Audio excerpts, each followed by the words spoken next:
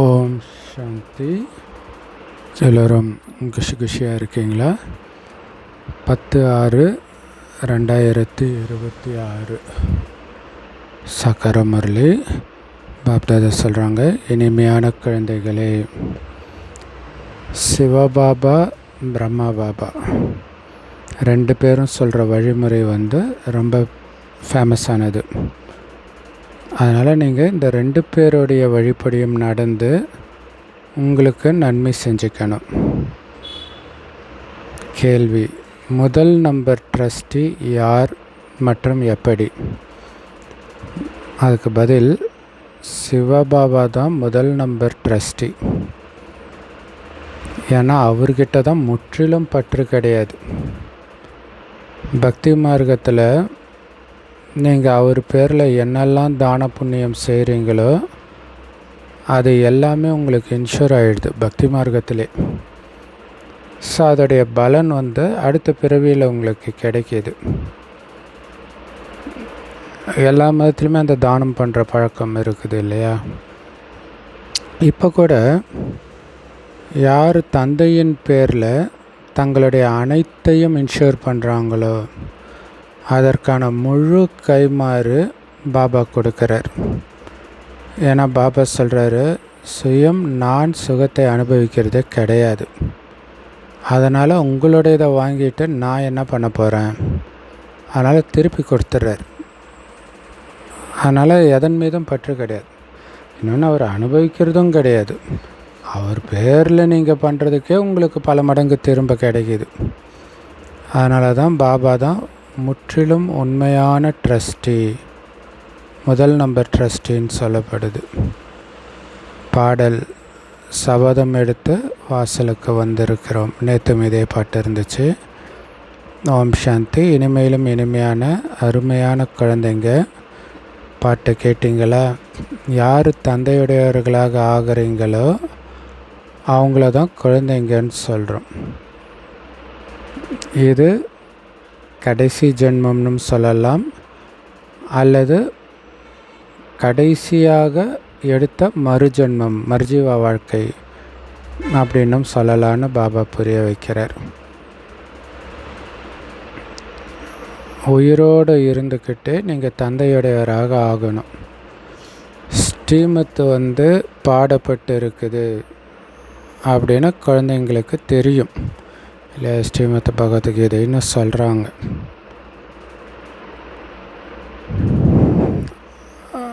ஸ்ரீமத் பகவானுவாச் எப்படின்னு கீதையில் கிருஷ்ணருடைய பேரை போட்டுட்டாங்க இல்லை, கிருஷ்ண பகவானுடைய வாக்கியம் போட்டுட்டாங்க.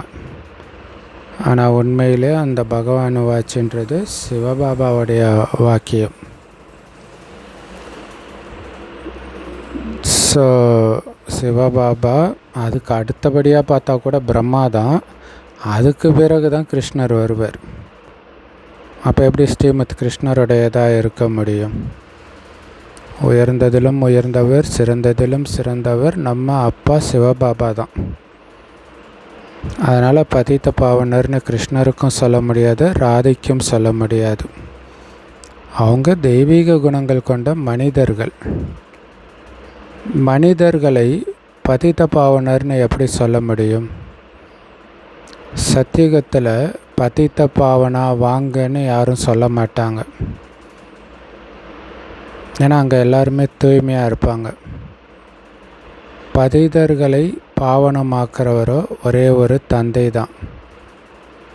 அவருடைய ஸ்ரீமத் படி தான் நீங்கள் நடந்துட்டு இருக்கிறீங்க. பிரஜாபிதா பிரம்மாவுடைய வழி பிரசித்தமானது, ஸ்ரீமத் கூட பிரசித்தமானது. ஆனால் அதில் தந்தைக்கு பதிலாக கிருஷ்ணருடைய பேரை போட்டு தப்பு பண்ணிட்டாங்க இல்லை? பிரஜாபிதா பிரம்மாவுடைய வழி ரொம்ப ஃபேமஸாக இருக்குது. ஸோ ஸ்ரீமத்துன்றது 2 தந்தையுடைய வழியும்தான், சிவபாபாவுடைய வழியும்தான். அதை அனுபவ ரீதியாக நமக்கு விளக்கம் கொடுக்குற பிரம்மாவுடைய வழியும்தான். இப்போ சிவனுடைய பேரையும் போடலை, பிரம்மா பேரையும் போடலை, கிருஷ்ணருடைய பேரை போட்டு தப்பு பண்ணிட்டாங்க. எல்லா தர்மத்தினருக்கும் தந்தை ஒரு சிவபாபா தான். பிரம்மாவை கூட எல்லாரும் ஆதி பிதான்னு சொல்கிறாங்க. மற்றபடி கிருஷ்ணரை எல்லோரும் ஏற்றுக்க மாட்டாங்க. கிறிஸ்தவர்கள் அப்போ பாருங்களேன், எல்லா தர்மத்தினருக்கும் சிவபாபாவோட தொடர்பு இருக்குது. ஏன்னா எல்லா தர்மமும் கடைசியில் வந்துடுது. பிரம்மாவோடவும் தொடர்பு இருக்குது. ஏன்னா பிரம்மாவும் கடைசியில் தான் வர்றார். ஆனால் ஆரம்பத்தில் வர கிருஷ்ணரோட யாருக்கும் தொடர்பு இல்லையே நம்ம தர்மத்தை தவிர. அதனால தான் கிருஷ்ணரை கிறிஸ்தவர்கள் ஏற்றுக்க மாட்டாங்க. அவங்க கிறிஸ்துவ தான் ஏற்றுக்குவாங்க தந்தைன்னு. ஏன்னா கிறிஸ்தவர்கள் கிறிஸ்துவின் முக வம்சாவளி, அதாவது கிறிஸ்துவோடைய வாய் வழியான ஞானத்தை கேட்டு பிறந்தவர்கள் சொல்ல முடியாது, ஏற்கனவே வந்துட்டாங்க. பட் அவர் வாய் வழியாக ஞானத்தை கேட்குறாங்க. சிவபாபா உங்களை தன்னுடையவராக ஆக்குறார்.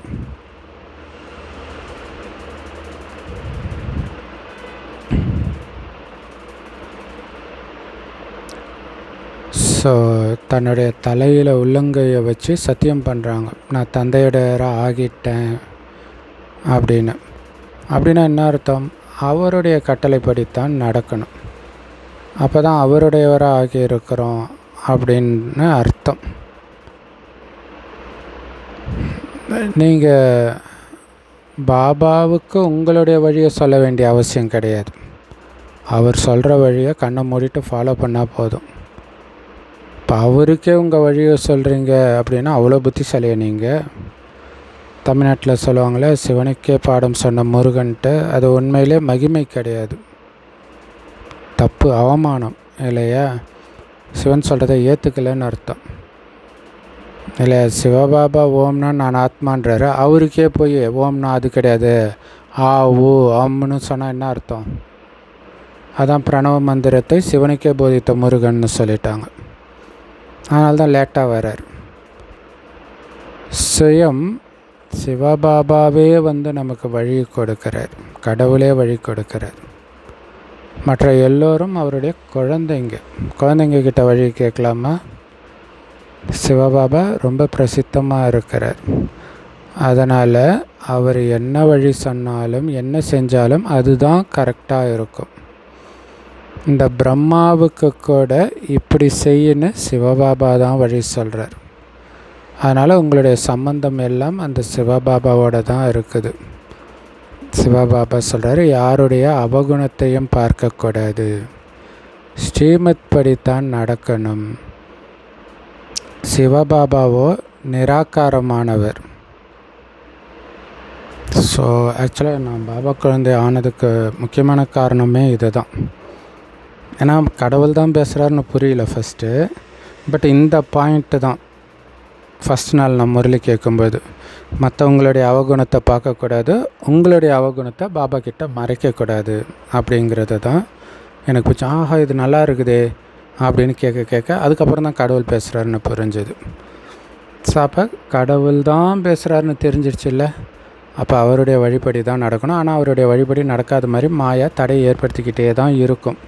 ஏன்னா உயர்ந்த பதவி, அவனுடைய ராஜ்யத்தை இப்போ எடுக்கிறீங்க, விட்டுருவானா? சிவபாபாவோ நிராகாரமானவர், உடம்பு கிடையாது, இது அவரோட வீடு கிடையாது. ஸோ இது அவரோட வீடு கிடையாதுன்றது கலியுகத்தையும் வச்சுக்கலாம், பிரம்மாவுடைய உடம்பையும் வச்சுக்கலாம். அவர் நிராகாரர் தான், அவருக்குன்னு சொந்த உடம்பு கிடையாது. நீங்கள் இங்கே பழைய வீட்டில் பழைய உடம்பில் இருக்கிறீங்க. பிறகு ஸோ இங்கே வீடுன்றது கலியுகத்தையும் வச்சுக்கலாம், இந்த உடம்பையும் வச்சுக்கலாம். சொர்க்கத்துக்கு போய் உங்கள் வீட்டில் இருப்பீங்க. சொர்க்கமும் நம்ம வீடு, அங்கே இருக்கிற புது உடம்பும் நம்ம வீடு. ஆனால் நான் அங்கே இருக்க மாட்டேன்னு பாபா சொல்கிறார். நேற்று சூப்பராக சொன்னார் இல்லையா, 21 பிறவிக்கு என்னுடைய ஆஸ்தியை நான் உங்களுக்கு கொடுக்குறேன், நீங்கள் இப்போ என்ன உங்களுடைய வாரிசாக்கிட்டா உங்களை 21 பிறவிக்கு நான் வாரிசாக்குறேன். ஏன் அப்படி சொன்னார்? ஏன்னா உண்மையில் சொர்க்கம் சிவபாபாவுடையது, அதை நமக்கு கொடுக்குறார். எப்படி கொடுக்குறார்? அவரே அனுபவிக்காமல் கொடுக்குறார். சிலர் கிஃப்டெல்லாம் அப்படி கொடுப்பாங்க இல்லையா, கார் வாங்கி அப்படியே தன்னுடைய அப்பா அம்மாவுக்கு கொடுப்பாங்க, குழந்தைக்கு மனைவிக்கு கொடுப்பாங்க, அவங்க யூஸே பண்ணாமல் கொடுப்பாங்க. அந்த மாதிரி பாபா கொடுக்குறார். ஸோ இந்த நேரம் கொஞ்ச நேரத்துக்காக மட்டும்தான் நான் இங்கே இருக்கிறேன். அந்த கொஞ்ச நேரத்தில் அப்படி நம்மளே அப்படியே தலைகீழ திருப்பி போட்டு போயிடுறார். பாபா சொல்கிறாரு, நீங்கள் தான் உண்மையிலும் உண்மையான மீட்பு படையினர். சுப்ரீம் ஆத்மா தந்தை நாடகப்படி முந்தைய கல்பத்தை மாதிரியே இப்போ மறுபடியும் உங்களுக்கு டைரக்ஷன் கொடுக்குறார். முதல்ல உங்களை எப்படி ராவணன் கிட்டேருந்து விடுவிச்சுக்கிறது, பிறகு மற்றவர்களை எப்படி விடுவிக்கிறதுன்ட்டு ஒவ்வொரு கல்பத்திலும் என்ன டைரக்ஷன் கொடுத்தாரோ அதே தான் இப்போவும் கொடுக்குறார், மாற்றி கொடுக்கல. இரவு பகலாக இதை நினச்சாலே நமக்கு மெய்சிலிர் பார்க்கும். 5000 வருஷம் முன்னாடி நான் இதே தான் பண்ணேனா, ஒவ்வொரு மாயாக்கிட்ட ஜெயிக்கும் போதும் 5000 வருஷம் முன்னாடி நான் ஜெயிச்சிட்டேனா, ஒவ்வொரு தடவை தோக்கும் போதும் 5000 வருஷம் முன்னாடியும் நான் தோத்துட்டேனா, ஒவ்வொரு கல்பத்திலையும் தோத்துட்டேன். அதுதான் வலியை அதிகமாகும். ஸோ இரவு பகலாக பாபா ஆழமான விஷயங்களை சொல்லிக்கிட்டே இருக்கார். ஆனால் அதோடைய போதை எப்போ வரும்னா, இரவு பகலாக அதை சிந்தனை பண்ணிக்கிட்டே இருக்கும்போது தான் வரும். புதுசாக வர்றவங்களால இதெல்லாம் டக்குன்னு புரிஞ்சிக்க முடியாது. ஒரு சிலர் 35-45 வருஷம் இருக்கிறாங்க. இருந்தாலும் கூட அவர்களிலுமே நிறைய பேர் இந்த ஆழமான விஷயங்களெல்லாம் புரிஞ்சிக்கிறது கிடையாது. ஆனால் பாபா தினம் தினம் புதுசாக தான் சொல்லிக்கிட்டே இருக்கிறார். நிறைய பேர் எங்கன்னா பாபா சொன்னதே தானே சொல்லிட்டுருக்கார், கிடையாது. கண்டிப்பாக புது விஷயம் இருக்கும். அந்த சொன்ன விஷயத்தையுமே நீங்கள் புரிஞ்சிக்காமலே இருப்பீங்க. அது தினம் தினம் கேட்க கேட்க ஆத்மா தூய்மை ஆக ஆக ஆக கொஞ்சம் கொஞ்சமாக புரியும். அதே மாதிரி வரலட்சுமி சிஸ்டர் அந்த மாதிரி பெரியவங்க சொல்கிறத கேட்கும்போது, ஓ இதுக்கு இப்படி அர்த்தம் இருக்குதா, அதன் மூலமாக இன்னும் நிறைய விஷயம் நமக்கு டச் ஆகும். கராச்சியில் தொடங்கி முரளி வெளிப்பட்டுக்கிட்டே தான் இருக்குது. முதல்ல பாபா முரளி நடத்தலை. இரவு 2 மணிக்கு எழுந்து 10-15 பக்கங்கள் எழுதுவார். அப்போ முரளி எவ்வளோ பெருசு இருந்திருக்குது பாருங்கள். பாபா எழுதியதை வச்சிட்டு இருந்தார். பிறகு அதோடைய ஜெராக்ஸ் எடுப்பாங்க. பக்தி மார்க்கத்தில் சாஸ்திரங்களுடைய காகிதங்களை பாதுகாக்கிறாங்க இல்லையா, பைபிள், குரான், அந்த ஒரிஜினலை பாதுகாப்பாங்க. நாளுக்கு நாள் பெரிய பெரிய புஸ்தகங்களை தயார் செஞ்சுட்டு வராங்க, அதில் திருத்தம் எடுத்துகிட்டு ஸோ எவ்வளோ வாழ்க்கை வரலாறு தயாரிச்சுக்கிட்டே இருக்கிறாங்க. அதை பிறகு படிக்க வச்சுக்கிறாங்க. ஆனால் நீங்கள் பாருங்கள், முரளியை படிச்சுட்டு வீசிடுறீங்கன்றார். இல்லைன்னா இந்த மகா வாக்கியங்களை நிரந்தரமாக வச்சுருக்கணும் இல்லையா? ஆனால் இல்லை, ஏன்னா இது கடவுளுடையது. ஆனால் இதை வீசிடுறீங்க, ஏன்னா இது எல்லாமே அழிஞ்சு போயிடும்னு உங்களுக்கு தெரியும் இல்லை. அங்கேருந்து விட்டுட்டு தானே வந்தாங்க முரளியை. அதை பற்றி கவலைப்பட தேவையில்லை இல்லையா? இப்போ நீங்கள் சக்கர முரளியே கேட்கலன்னா கூட அவ்யக்த முரளியிலேயே ஃபுல்லாக ரொம்பவே ஆழமாகவே இருக்கும். அதனால் நமக்கு அது நஷ்டம், அடடா ஆரம்பத்தில் கேட்டிருக்கலாமே, அந்த கவலையே உங்களுக்கு தேவை கிடையாது. ஏன்னா இன்னும் அனுபவசாலியாகி பாப்தாதா பேசுகிறாங்க, குறிப்பாக பிரம்மா பாபா பேசுகிறார். ஸோ என்னென்ன படங்களை எல்லாம் நீங்கள் தயாரிக்கிறீங்களோ அது எல்லாமே கொஞ்ச காலத்துக்கு மட்டும்தான். பிறகு இது எல்லாமே புதஞ்சி போயிடும், படங்களும். பிறகு அங்கே, அதாவது சத்தியுக திரேதாயுகத்தில் சாஸ்திரங்களும் இருக்காது, படங்களும் இருக்காது.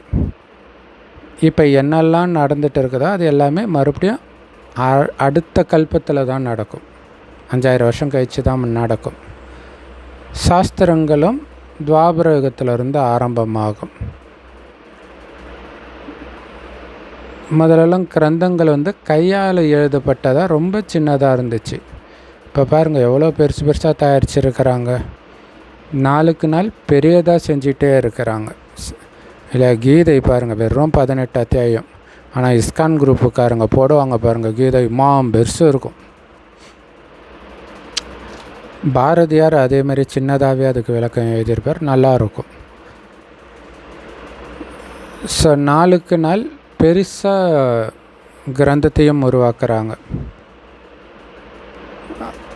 பாபா சொல்கிறாரு, சிவபாபாவுடைய வாழ்க்கை சரித்திரத்தை எழுதணுன்னா எவ்வளவு எழுதணும் இல்லை, எவ்வளோ முரளி அதை கேட்டு குழந்தைங்க எப்படி தடுமாறுறாங்க, தடுமாறும்போதெல்லாம் பாபா எப்படி நம்மளை பக்குவப்படுத்துகிறாரு, சக்தியை எப்படி கொடுக்குறாரு, டெஸ்ட் பேப்பர் எப்படி கொடுக்குறாரு, அன்றைக்கேற்ற முரளியை எப்படி கொடுக்குறாரு, இதெல்லாம் எழுதுனா எவ்வளோ வரும். இப்போ அந்த பரமபிதா பரமாத்மாவுடைய வாழ்க்கை சரித்திரத்தை நாம் தெரிஞ்சிருக்கிறோம். நான் பக்தி மார்க்கத்தில் என்ன பண்ணுறேன்னு பாபாவே வந்து புரிய வைக்கிறார். பக்தி மார்க்கத்தில் கூட இன்சூரன்ஸ் செய்கிறேன். இறைவனுடைய பேரில் தானம் புண்ணியம் செஞ்சாங்கன்னு சொல்லுவாங்க. ஆனால் இறைவன் பெரிய வீட்டில் என்னை பிறவி எடுக்க வச்சிருக்கிறாரு, என்ன புண்ணியம் பண்ணணும் தெரியல அப்படின்னு சொல்லுவாங்க. பக்தி மார்க்கத்தில் தர்மாத்மாக்கள் நிறைய இருக்கிறாங்க. இறைவன் பேரில், ஸ்ரீகிருஷ்ணர் பேரில் தான புண்ணியம் செய்கிறாங்க பக்தி மார்க்கத்தில். அதனால தான் தந்தை புரிய வைக்கிறாரு, நான் என்னுடைய குழந்தைங்களுக்கு அடுத்த பிறவியில் அல்ப காலத்துக்கான பலன் அளிக்க வந்துள்ளேன். எங்கள் பக்தி மார்க்கத்தில் சொல்கிறார். நல்லதோ தீயதோ செஞ்ச காரியத்துக்கான பலன் கண்டிப்பாக கிடைக்கும் தானே. எவ்வளவு இன்சூரன்ஸ் ஆகியது பக்தி மார்க்கத்திலே. யார் எப்படி கர்மம் செய்கிறாங்களோ அதற்கேற்ற பலன் கிடைக்கிது. மாயை தவறான காரியம் செய்ய வைக்கிது. அதனால் நீங்கள் துக்கம் அடையிறீங்க. இப்போ நான் உங்களுக்கு எப்படிப்பட்ட கர்மத்தை கற்பிக்கிறேன்னா உங்களுக்கு ஒரு பொழுதும் துக்கம் ஏற்படாது. பாருங்கள், மாயாவுக்கும் பாபாவுக்கும் வித்தியாசம். மாயா நீங்கள் துக்கம் அடைகிறதுக்கு காரணமான தவறான காரியத்தை செய்ய வைக்கிது. பாபா சதா காலத்துக்கு சுகத்தை அடைய வைக்கிற மாதிரி உயர்ந்த கர்மத்தை செய்ய வைக்கிறார். அதன் மூலம் ஒரு பொழுதும் உங்களுக்கு துக்கமே ஏற்படாது. அந்த மாதிரி உயர்ந்த காரியத்தை செய்ய வைக்கிறார். அது மட்டும் இல்லை, சொர்க்கத்தில் மாயையே இருக்காது உங்களை பாவம் செய்ய வைக்கிறதுக்கு. இப்போ சுகமே சுகம்தான். ஸோ அங்கே இருக்கிற பதவியை இப்போ நீங்கள் பாபா வழிபடி நடக்கிற அல்லது செய்கிற முயற்சியின் மூலமாக அடையிறீங்க. ஸோ யார் எந்த அளவுக்கு இன்சூரன்ஸ் பண்ணுறீங்களோ இப்போ, அதாவது உங்களுடைய பாபாவுடைய சேவையில் அர்ப்பணிக்கிறீங்களோ அதற்கேற்ப பதவி கிடைக்கும். சிவபாபா கூட ட்ரஸ்டி இல்லையா? கரெக்டாக சொல்லணுன்னா ஒரு முதல் நம்பர் ட்ரஸ்டி. ஏன்னா மற்றவங்களுக்கெல்லாம் அவங்க சம்பாதிச்ச சொத்து மேலே பற்று இருக்கும். கரெக்டு தானே? ஆக்சுவலாக அப்பா அம்மா, ஏன் தாத்தா சொத்து மேலே பற்று இருக்கும், அப்பா அம்மா சொத்து மேலே பற்று இருக்கும். தானே சம்பாதிச்சா கேட்கவே தேவையில்லை. அப்படி பார்த்தா பாபா எல்லாத்தையும் நமக்கு கொடுக்குறார். அவருக்கு பற்றே இல்லை தானே, இல்லையா? சில ட்ரஸ்டிகள் ஒருத்தருடைய சொத்தையே அழிச்சிடுறாங்க. ஆனால் தந்தையை பாருங்கள், எப்படிப்பட்ட ட்ரஸ்டியாக இருக்கிறார் இல்லையா? பற்று இல்லைன்னு சொல்லிவிட்டு அழிச்சிடுவாங்க இல்லை? இப்போ கோயிலில் ட்ரஸ்டி இருப்பாங்க, ஆனால் கோயிலுடைய அந்த சிலையை விற்கிறது, இந்த மாதிரி நிறைய விஷயங்களை நாம் பார்க்குறோம். ஆனால் பாபா என்ன மாதிரி ட்ரஸ்டி? எல்லாமே குழந்தைங்களுக்காகன்னு சொல்கிறார். இப்போ உங்களுடைய முழு சம்பந்தமும் அப்படிப்பட்ட சிவத்தந்தை கிட்ட மட்டும்தான் இருக்கணும். நான் தான் உண்மையான ட்ரஸ்டின்னு பாபா சொல்கிறார். சுயம் நான் எந்த விதமான சுகத்தையும் எடுக்கிறதில்ல, இப்போவும் சரி எப்போவும் சரி. ஸோ அவரை இப்போ ஃபாலோ பண்ணணும். சொர்க்கத்தில் சுகத்தை அனுபவிப்போம். ஆனால் இப்போ பாபா எப்படி அந்த சுகத்தையும் அனுபவிக்கலையோ அதே மாதிரி நாம் இருக்கணும்.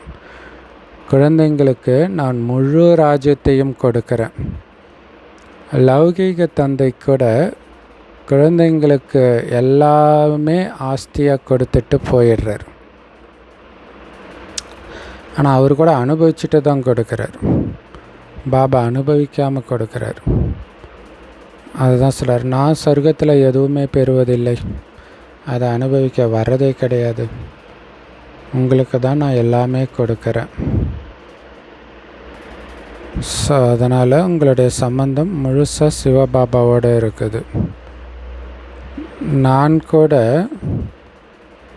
முழுசாக இன்ஷூர் செஞ்சிட்டன்ட்டு இந்த பிரம்மா பாபாவும் சொல்கிறார்.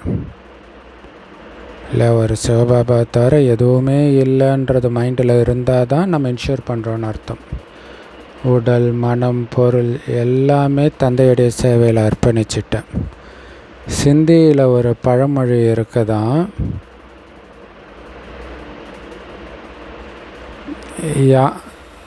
யாருக்கு கை கொடுத்துக்கிட்டே இருக்குதோ வள்ளலாகி, அவங்க முதல் வரிசையில் வந்துடுவாங்கன்ட்டு. தந்தையிடம் எல்லாத்தையும் இன்ஷூர் பண்ணிடணும். 2 படி அரிசி கொடுக்கறதுனால மாளிகை கிடைச்சிடுது.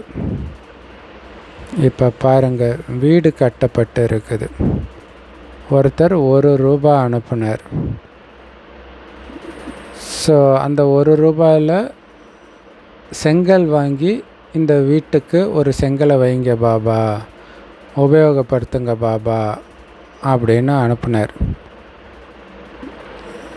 ஸோ அந்த குழந்தை 1 ரூபா அனுப்புனா அந்த குழந்தை ரொம்ப ஏழையாக இருக்கும் இல்லையா. பாபா திருப்பி ரிப்ளை எழுதினாராம், குழந்தை உனக்கு எல்லோரையும் விட நல்ல மாளிகை கிடைக்கும்ன்ட்டு. அப்போ பாருங்கள், கொடுக்குற மனசையும் அவர்கிட்ட இருக்கிறதையும் பார்க்குறாரு. அந்த குழந்தை கஷ்டப்பட்டு 1 ரூபா கொடுத்துருக்கும், அதனால் அந்த குழந்தைக்கு தான் எல்லோரையும் விட நல்ல மாளிகை கிடைக்கும். ஏன்னா நீங்கள் ஏழைகள் இல்லையா, நானும் ஏழை பங்காளனாக இருக்கிறேன். ஏழையுடைய 1 ரூபாயும் பணக்காரருடைய 10,000 ரூபாயும் சமம்ன்றார். இது பைபிள்லேயும் இருக்கும். அப்போ 2 பேருக்குமே ஒரே மாதிரியான பதவி கிடைச்சிடுது. ஸோ 10,000ன்றது அப்போதைய 10,000 இப்போ 10 கோடிக்கு மேலே வரும் இல்லையா. ஸோ பணக்காரர்கள் வர்றது ரொம்ப ரொம்ப கஷ்டம் இந்த ஞானத்தை எடுக்கிறது. எல்லாரையும் விட கன்னியர்கள் தான் ரொம்ப ரொம்ப சுதந்திரமானவர்கள், ரொம்ப ரொம்ப ஏழைகளும் கூட. அவங்களுக்கு எதன் மீதும் பற்று இருக்காது இல்லையா, எந்த பந்தனமும் கிடையாது. அதனால தான் பாருங்கள், மம்மா முதல் நம்பரில் போனாங்க, எந்த பந்தனமும் கிடையாது, அவங்கக்கிட்ட எதுவுமே இல்லை. அப்போ பாருங்களேன், எதுவுமே இல்லாதது ஒரு பெரிய விஷயம் இல்லையா. பிரம்மா பாபாவுக்கு எல்லாம் இருந்தது, அர்ப்பணிக்கணும். ஆனால் மம்மா கிட்ட எதுவுமே கிடையாது, அதனால தான் சீக்கிரமாக போயிடுறாங்க, சம்பூர்ணமாகறாங்க. ஸோ ஏழை வீட்டிலேருந்து வந்தார். ஆக்சுவலாக பணக்கார வீடு தான், ஆனால் திவால் ஆகிட்டார் அவங்க அப்பா. அப்போ ஏழை ஆன பிறகு தான் இங்கே வராங்க. ஸோ அதுவும் ஒரு விதத்தில் நல்லதாக போச்சு. அதனால் முதல் நம்பரில் போயிட்டாங்க. ஸோ பிரம்மா பாபா எல்லாமே கொடுத்துட்டார். பிறகும் முதல்ல லக்ஷ்மி, பிறகு தான் நாராயணன். பேரே லக்ஷ்மி நாராயணன் தானே சொல்கிறாங்க. எவ்வளோ அதிசயமான விளையாட்டு பாருங்கள். எல்லாத்தையும் கொடுத்த பிரம்மா பாபா 2வது வரார். எதுவுமே கொடுக்காத மம்மா முதல்ல வராங்க. இது எவ்வளோ பெரிய விஷயம். ஸோ ஏழையாக இருக்கிறவங்களுக்கு இப்படி ஒரு மிக அற்புதமான வாய்ப்பு இருக்குது. அதனால தான் பெண்களுக்கே அதிக வாய்ப்பு. ஏன்னா பெண்களுக்கு எதுவும் இருக்காது, அதிலும் குறிப்பாக கன்னி பெண்களுக்கு அதிக வாய்ப்புன்றார்.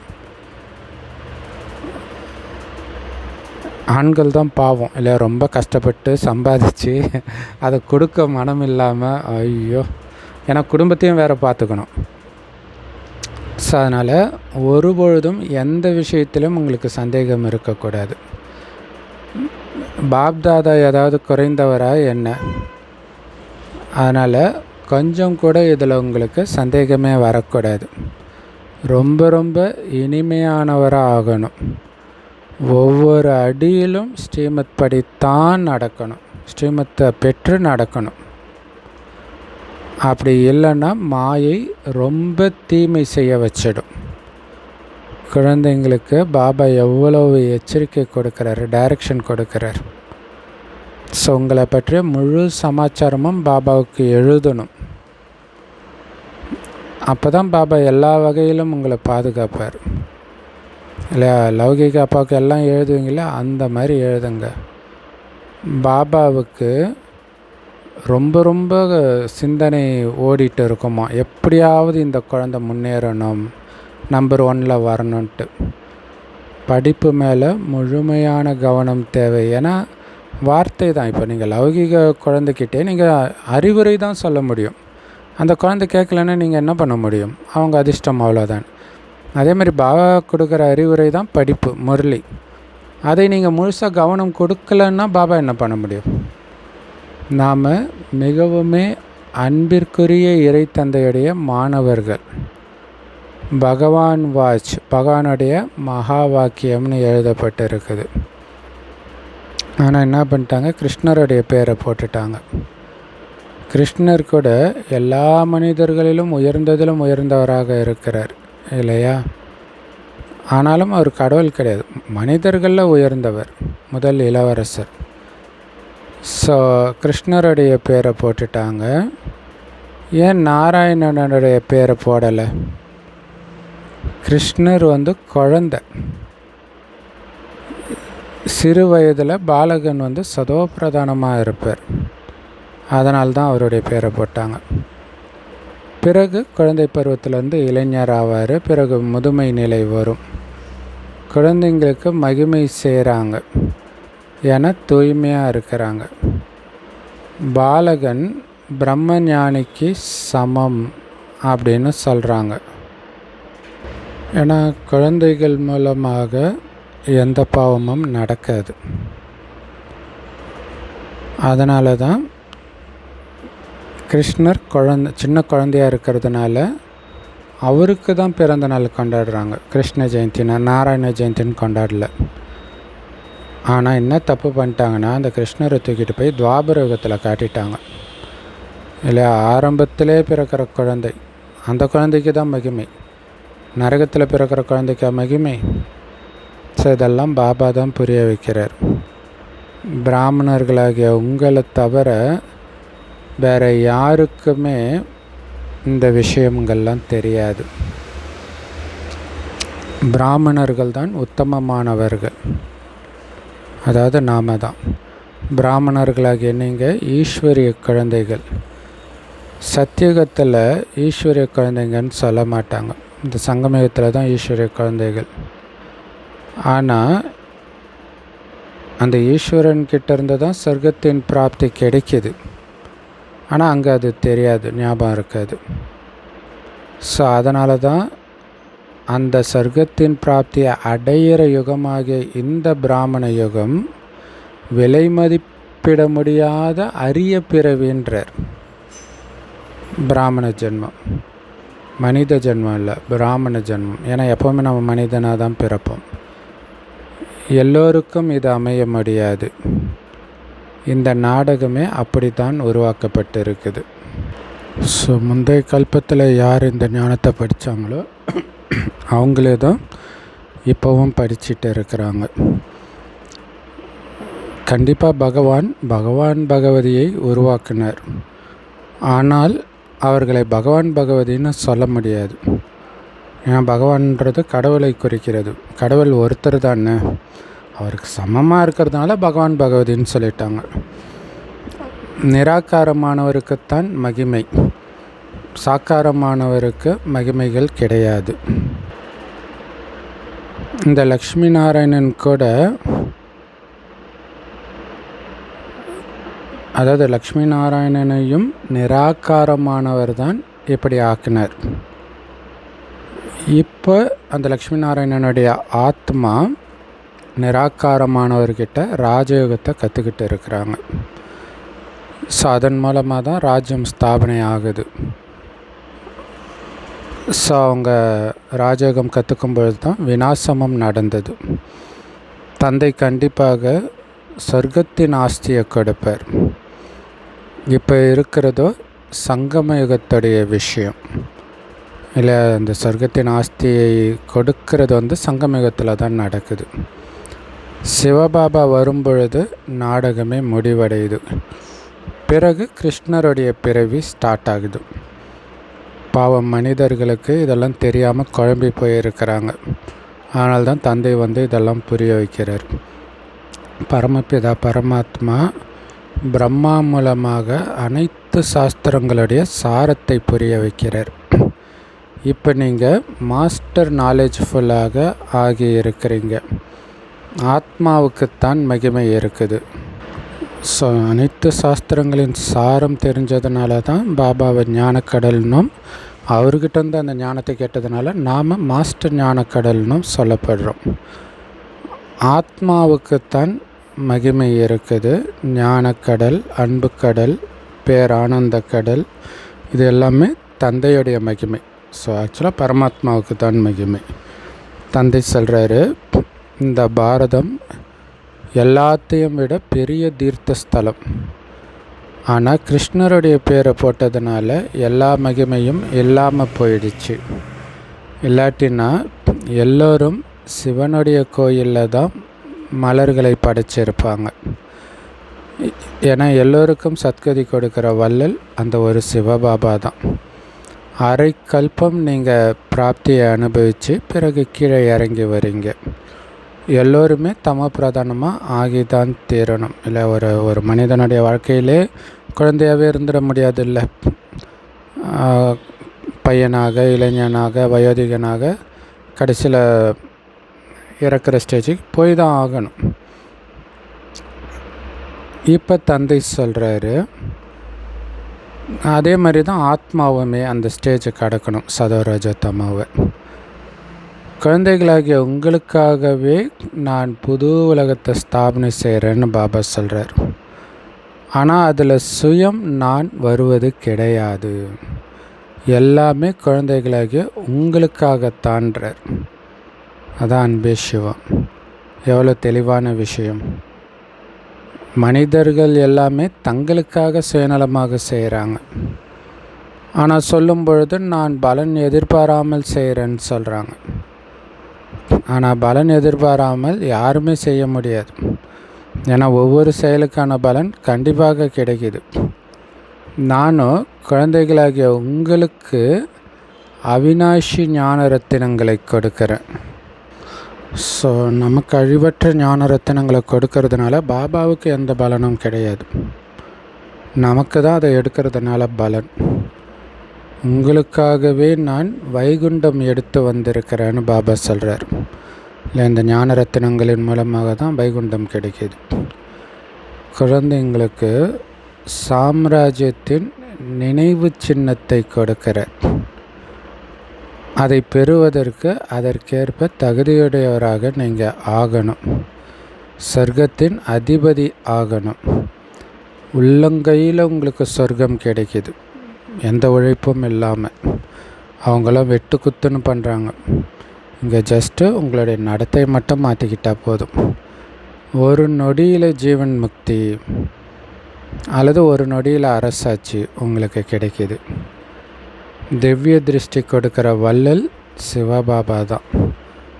ஒரு நொடியில் உங்களை வைகுண்டத்துக்கு அழைச்சிட்டு போகிறார். மற்றபடி இந்த பிரம்மா பாபா கையில் ஒன்றும் சாவி கிடையாது. சிவபாபா தான் சொல்கிறார், குழந்தைகளாகிய உங்களுக்கு நான் தான் ராஜ்யத்தை கொடுக்குறேன்ட்டு.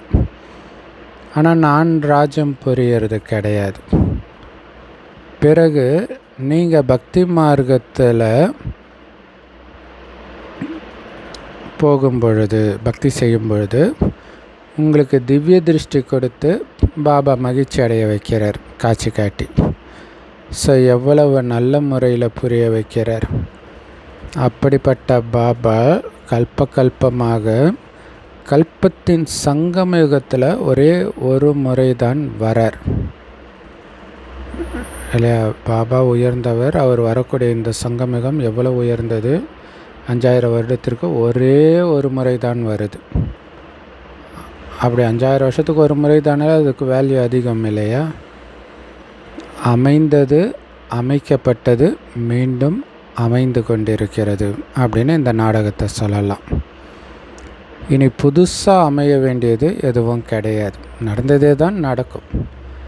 எதெல்லாம் நடக்குதோ அது எல்லாமே ஏற்கனவே நாடகத்தில் பதிவானது தான். அதை சாட்சியாக இருந்து பாருங்கள். பதற வேண்டிய அவசியம் இல்லை. ஒரு நாடகம், இது நாடகம்னு உங்களுக்கு ஞாபகப்படுத்திக்கணும், அவ்வளோதான். இந்த ஜுமான்ஜி படத்தில் நான் மறுபடியும் சொல்கிறேன், நாம் எல்லாம் கேமில் இருக்கிறோன்ட்டு ஒரு சகோதரி சொல்லுவாங்க. அது மாதிரி நாம் நாடகத்தில் இருக்கிறோம் அப்படிங்கிறது மட்டும் ஞாபகப்படுத்திக்கணும். அவங்கவுங்க பார்ட்டை நடிக்கிறாங்க. அப்போ இதில் பதறதுக்கோ ஆச்சரியப்படுறதுக்கோ கோபப்படுறதுக்கோ அழுவுறதுக்கோ எதுவுமே கிடையாது. சாட்சியாக இருந்து பாருங்கள். பாபா ரொம்ப நல்ல முறையில் புரிய வைக்கிறார்.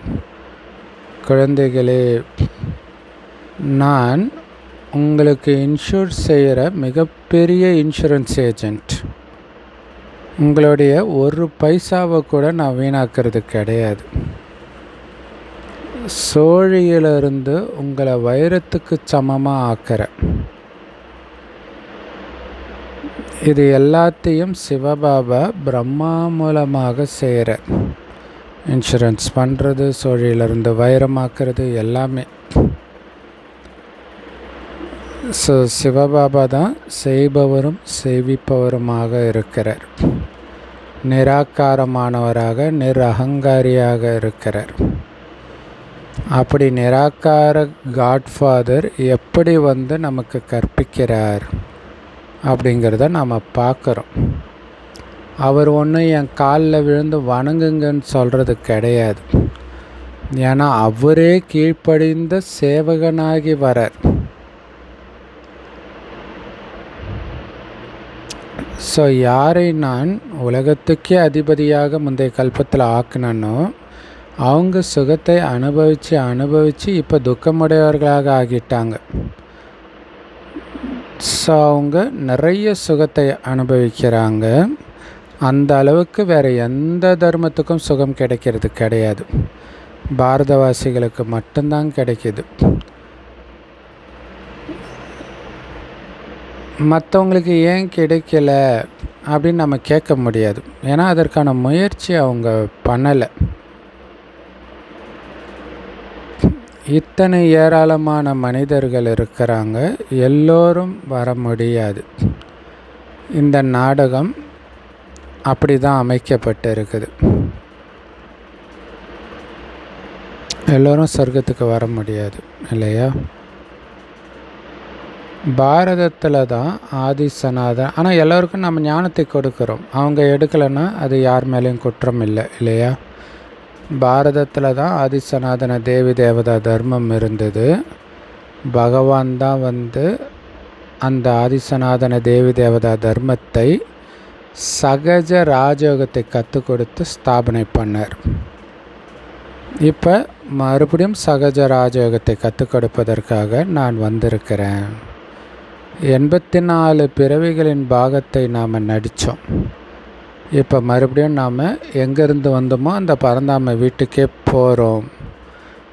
இது ஏன்னா இப்போ இருக்கக்கூடிய உடம்பு ரொம்ப பழைய சட்டையாயிடுச்சு. எப்படி பாம்பு சட்டை உரிக்கிறதுனே சொல்லுவாங்க, தோல் உரிக்கிறது. ஸோ பாம்பு தோலை உரிச்சிட்டு புது தோலை எடுக்கிற மாதிரி இந்த பழைய உடம்பை விட்டுட்டு புது உடம்பை எடுக்கிறோம்.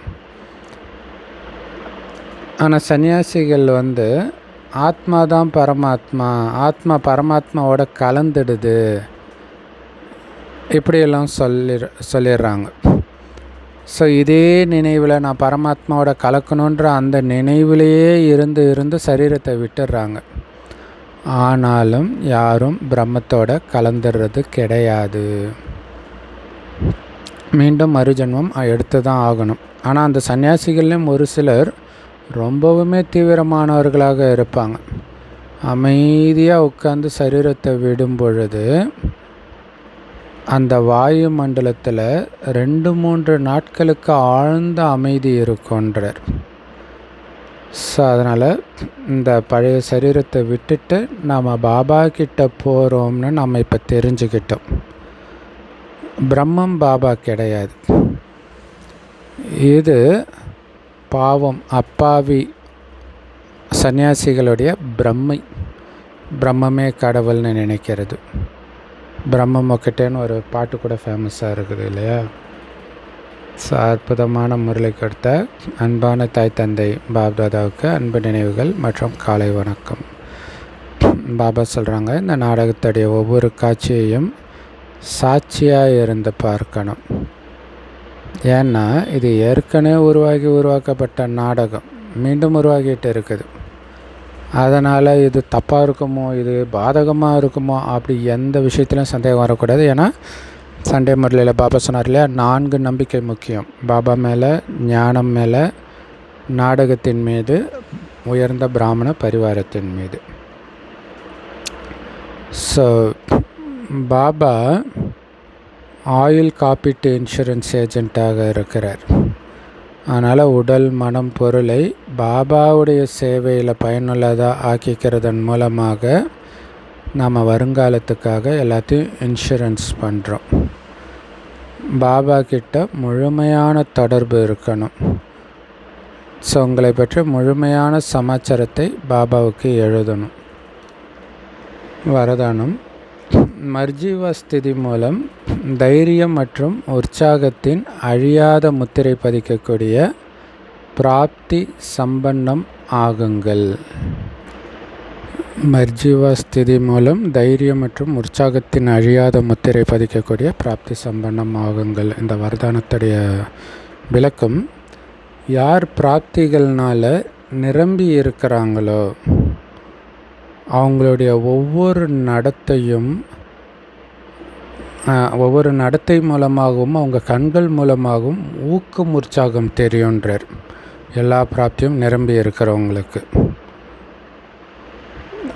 ஆனால் தைரியம் மற்றும் ஊக்கம், உற்சாகத்துடைய அழிவற்ற முத்திரை பதிக்கணும் அப்படின்னா என்ன பண்ணணும்? இல்லை, எல்லா பிராப்தியும் நிரம்பி இருந்தால் உங்கள் கண்கள் மூலம், நடத்தையின் மூலமாக ஊக்க உற்சாகம் தெரியும். அந்த ஊக்க உற்சாகம் அழிவற்றதாக இருக்கணும். உங்களை பார்த்த உங்கள் மனசில் ஒரு முத்திரை பதிச்சிருக்கணும். வாழ்நாள் ஃபுல்லாக மறக்கக்கூடாது. அந்த மாதிரி பண்ணணுன்னா உங்களுடைய கடந்த காலத்தின் ஈஸ்வரிய மரியாதைக்கு விரோதமான சமஸ்காரங்கள், சுபாவங்கள், சங்கல்பங்கள், கர்மங்கள் இதெல்லாம் இருக்குது இல்லையா, அதிலிருந்து மர்ஜீவா ஆகிடணும், இறந்துடணும். இறந்து புது ஜென்மம் எடுத்துடணும். அந்த பழைய குணங்களை எட்டி பார்க்கக்கூடாது. அந்த மாதிரி உறுதிமொழி ரூப ஸ்விட்சை செட் பண்ணுங்க. உறுதிமொழின்ற ஸ்விட்ச் ஆன் பண்ணிடணும். இனி அந்த பழைய சுபாவங்களே வராது. ஸோ நடைமுறையில் அந்த உறுதிமொழிப்படியே நீங்கள் நடந்துக்கிட்டே இருக்கணும். ஸோ தைரியத்தோட உற்சாகமும் இருந்துச்சுன்னா, இல்லை உறுதிமொழிப்படி தான் நடப்புன்ற தைரியமும் இருக்கணும், உற்சாகத்தோடவும் அப்படி இருக்கணும். அப்போ அந்த பிராப்திகளின் ஒளி பிரகாசம் தூரத்திலிருந்தே தெரியுன்றார். இல்லை, அந்த ஒளி பிரகாசம் தூரத்திலேருந்தே தெரியணும். அதுதான் லட்சியம். அதுக்கு பழைய குணங்கள் ஃபுல்லாக அழிச்சிடணும். சூப்பர் வரதானம். ஸ்லோகன்: மேலாவாக இருந்தாலும் ஜமேலாவாக இருந்தாலும் டபுள் லைட்டாக யார் இருக்கிறாங்களோ அவங்க தான் தாரணாமூர்த்தி. மேலானா திருவிழா, ஜமேலானா குழப்பம். ஸோ குஷியான விஷயமா இருந்தாலும் சரி, குழப்பமான விஷயமா இருந்தாலும் சரி, மனசு லேசாக இருக்கணும். ரெண்டுத்துலேயுமே மனம் ஒட்டிக்கக்கூடாது, விலகி இருக்கணும். அப்படி இருக்கிறவங்க தான் தாரணாமூர்த்தி. அவ்யக்தேஸ்வரா. எப்பொழுதும் மகிழ்ச்சியாக இருக்கணும்னா உங்களுடைய சுபாவத்தை சரளமானதாக ஆக்கிக்கோங்க. சகிப்புத்தன்மை உடையவர் ஆகுங்கள். அதுக்கு விளக்கம், உங்களுடைய ஒவ்வொரு சங்கல்பமும் ஒவ்வொரு வார்த்தையிலும் விசேஷத்தன்மை தான் இருக்கணும். எண்ணமும் விசேஷமான எண்ணங்களை தான் உருவாக்கணும். வார்த்தையும் விசேஷமானதாக இருக்கணும், சாதாரணமானதாக இருக்கக்கூடாது. சதா சரளமான சுபாவம் இருக்கணும், சரளமான வார்த்தை இருக்கணும், சரளத்தன்மை நிரம்பிய கர்மம் இருக்கணும். அந்த மாதிரி சரளத்தின் சொரூபமாக இருக்கணும். ஸோ அந்த சரளத்தன்மைக்கு பாபா 7ஆம் தேதி முரளியில் விளக்கம் கொடுத்துருப்பார் அவ்யக்தேஸ்வரால். உங்களுடைய கடந்த காலத்துக்கும் மற்றவர்களுடைய கடந்த காலத்துக்கும் ஒரு நொடியில் ஃபுல் ஸ்டாப் வைக்கிறவங்க தான் சரளத்தன்மை கொண்டவர்கள். எந்த விஷயத்தை பார்த்தாலும் கேட்டாலும் அதோடைய சாரத்தை மட்டும் எடுக்கிறவங்க தான் சரளத்தன்மை உடையவர்கள். ஸோ அப்படி உங்களுடைய வார்த்தையில் கடந்த காலம் இருக்கக்கூடாது, சாரம்தான் இருக்கணும். உங்களுடைய வார்த்தையும் அப்படி தான் இருக்கணும், சுபாவமும் அப்படி தான் இருக்கணும், செய்கிற காரியமும் அப்படி தான் இருக்கணும். அப்படி சரள சொரூபமாக இருக்கணும். அது எப்போ சாத்தியம்? ஒருவருடைய வழிப்படி மட்டும் எப்பவும் நடந்தால், ஒருவரோடு மட்டும் அனைத்து சம்பந்தங்களும் கொண்டிருந்தால் இது சாத்தியம். ஒருவரிடமிருந்து மட்டும் அனைத்து பிராப்திகளையும் அடைந்து அந்த ஒருவரின் நினைவிலேயே இருப்பதன் மூலமாக எக்ரிஸ் நிலையில் இருக்கிறதுக்கான சகஜ முயற்சியாளர் ஆகுங்க அப்படிங்கிற. இல்லை, சகஜமாக பாபாவுடைய வழிப்படி மட்டும்தான் நடக்கணும். ஈஸியாகவே அவரோட மட்டும்தான் எல்லா சம்மந்தமாக இருக்கணும், மனிதர்களோடு இருக்கக்கூடாது. ஸோ பாபா குழந்தைங்க மற்றவர்களோட சம்மந்தம் வச்சா அது ஏமாற்றத்தையும் துரோகத்தையுமே கொடுக்கும். அதுக்கு உண்மையான அர்த்தம், பாபாவோட வைக்க வேண்டிய சம்மந்தத்தை எதுக்கு மனிதர்கள்கிட்ட வச்ச? ஸோ அது நம்ம நன்மைக்கு தான். அதேமாதிரி எல்லா பிராப்தியும் பாபா கிட்ட இருந்து தான் கிடைக்கணும். மனிதர்கள்கிட்ட எதிர்பார்க்காதீங்க, ஏமாந்துடுவீங்க. ஸோ அப்போ தான் பாபாவோட வைக்கும்போது தான் மனம் ஒரே சீராக இருக்கும். இந்த முயற்சி பண்ணுங்கள். அப்போ என்னாகும்? சதா குஷியாக இருப்பீங்க. குஷியின் கஜானாவையும் மற்றவர்களுக்கு பகிர்ந்து கொடுங்க. குஷியின் அலைகளை நாலாபுறமும் சதா பரவ செஞ்சுக்கிட்டே இருக்கணும். இதுதான் உண்மையான சேவை. ஸோ இதுக்கு கடந்த காலத்துக்கு ஃபுல் ஸ்டாப் வைக்கணும், சார ரூபத்தில் இருக்கணும், ஒரு பாபாவோட மட்டும் புத்தியை இணைக்கணும், சம்பந்தத்தை இணைக்கணும். செம பவர்ஃபுல்லாக வைத்தேஷரா. ஓம் சாந்தி. Love you Bap Dada. Thank you Bap Dada. குஷியாக இருங்க, குளிர்ச்சியாக இருங்க. முக்கியமான பாயிண்ட்ஸை நோட்ஸ் எடுத்து அதை ஒரு அரை மணி நேரத்துக்கு ஒரு தடவை ஒரே பாயிண்ட், அடுத்த ஒரு பாயிண்ட், அப்போ தான் உங்களுக்கு தாரணை ஆகும். பாயிண்ட் இல்லாமல் மைண்டை விட்டுறாதீங்க, டைமை வேஸ்ட் பண்ணுறீங்கன்னு அர்த்தம். ஓம் சாந்தி. Love you Bap Dada. Thank you Bap Dada. குஷியாக இருங்க, குளிர்ச்சியாக இருங்க.